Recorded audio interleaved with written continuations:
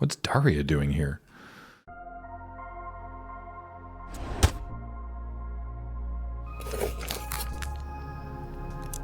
Greetings, you Rhysorian badgers. I hope you're doing well. My name is Graham, and this is the Crack-A-Pack here on LRRMTG. And today, I mean, it's always a fun time when we get to open a pack of Homelands.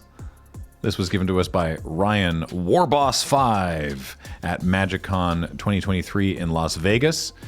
This is a pack of 8 tradable game cards from what is generally considered one of the worst sets of Magic the Gathering. Hidden away by a mysterious wizard for generations, the forgotten world of Homelands awaits discovery. Revealed within are many peoples, cultures, and creatures in a realm of complex allegiances and sinister plots.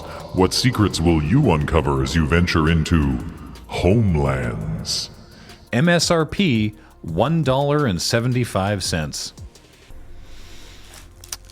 Let's see if we can get more than $1.75 in today's money from these 8 tradable game cards.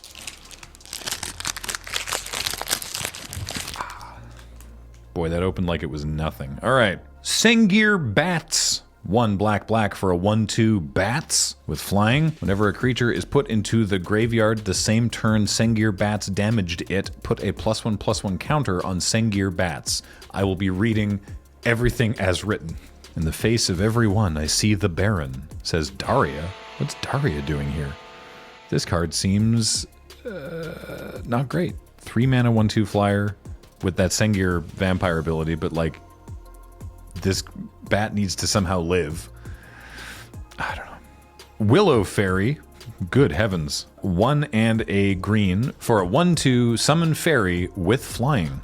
I think they changed the spelling of fairy as well, didn't they? Or does Magic still spell it fairy? When I search F-A-I-R-Y, Yeah. that's how you spell fairy, right? Yeah. No cards found. Oh. F-A-E-R-I-E? F-A-E-R-I-E.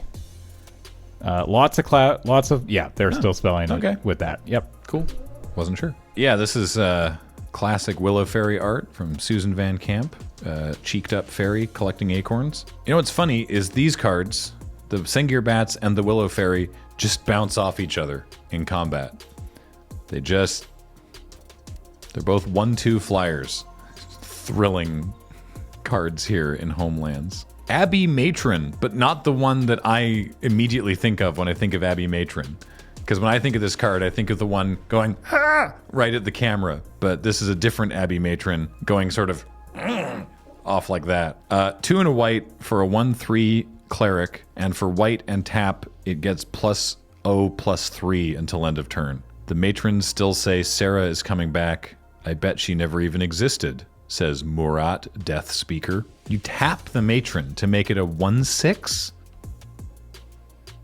Why? Look, I don't want to just be like, haha, it's Homelands.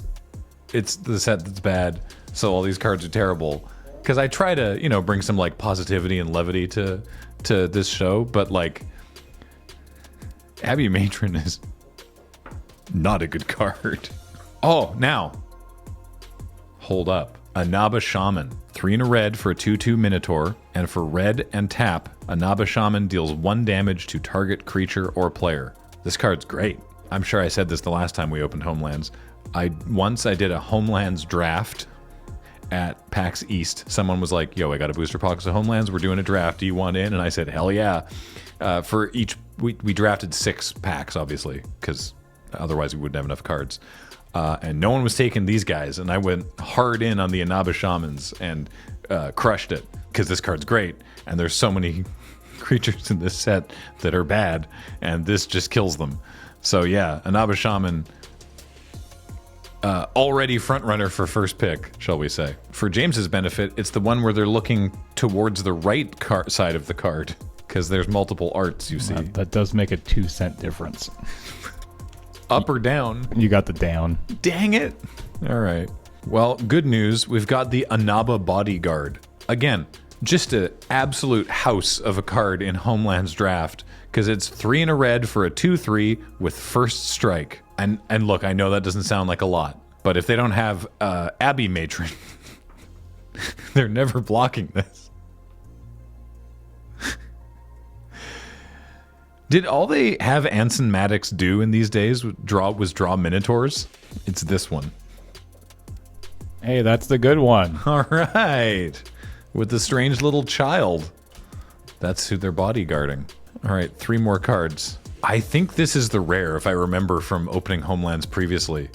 In fact, is this what we opened last time we did Homelands? This is Dry Spell. 1 and a black for a sorcery. It deals 1 damage to each creature and player. That looks like it's a common. Okay, because I think we opened this last time we opened Homelands. But to be fair, there's like 18 cards in the whole set. So you see a lot of them. Obviously that's an exaggeration, but there's not a lot of cards. Yeah, this card is also bad. But I guess, you know, as like a one-off pestilence effect. Actually, you know, dealing 1 damage to each creature and player, if you're in red-black, right, you deal 1 damage to everything, then the Inaba Shamans come in on cleanup detail and pick off all the stuff with 2 toughness. Then you're just crushing it. And then we have a land and a legend. I wonder which of these is the rare. I assume the legend, because there just weren't that many that in those days. Koskun Keep is the land. Taps to add a colorless to your mana pool. For an additional 1 and tap, add red.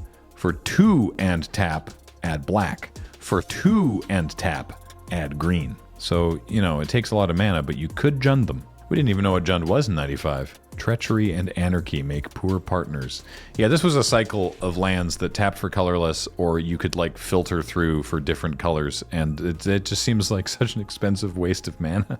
And finally, Rashka the Slayer. 3 white for a 3/3 legend. Can block creatures with flying. If assigned to block any black creatures, Rashka the Slayer gets +1/+2 until end of turn.